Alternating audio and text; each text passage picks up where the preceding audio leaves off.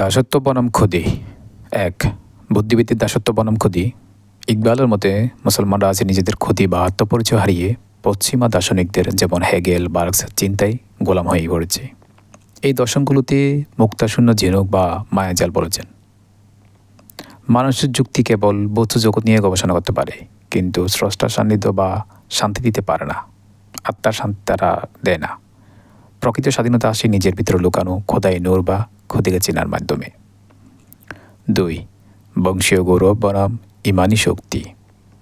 যদি একজন ব্রাহ্মণ বংশের মানুষ হয়েও তিনি মোহাম্মদী প্রেমের স্বাদ পেতে পারেন, তবে যারা বংশগতভাবে মুসলিম তাদের আরও অনেক বেশি উচ্চতায় থাকা উচিত ছিল, অথচ তারা আজ পশ্চিমা দর্শনে অন্ধ।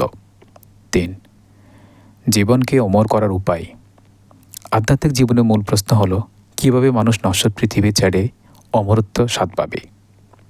এই সমাধান দার্শনিকদের পাতায় নেই, বরং আছে মুমিনের আজান বা তাওহীদের ঘোষণার মধ্যে। যখন কেউ লা ইলাহা ইল্লাল্লাহ গ্রহণ করে, তখন সে সময়ের ঊর্ধ্বে উঠে যায়, টাইম অ্যান্ড স্পেস। 4, যুক্তি এবং প্রেমের পার্থক্য। যুক্তি আসে, দর্শন আসে পশ্চিমা দর্শন থেকে, মস্তিষ্ক থেকে। অ্যান্ড প্রেম আধ্যাত্মিকতার উৎস হচ্ছে কোরআন, সুন্নাহ, মুহাম্মদের বাণী। সুতরাং যুক্তির সন্দেহ এবং বিচ্যুতি, অ্যান্ড প্রেম বা ইশক কর্মের স্বাদ ও আল্লাহর সান্নিধ্য। 5, চূড়ান্ত গন্তব্য সিরাতুল মুস্তাকিম। আধ্যাত্মিক দৃষ্টিতে না থাকে, তবে বিভ্রান্ত না হয়ে অন্ধকারে আরও বেশি মহান নেতাকে অনুসরণ করো, কারণ মানুষের ক্ষুদ্র জ্ঞান দিয়ে এই বিশাল মহাবিশ্বের রহস্য বোঝা সম্ভব নয়।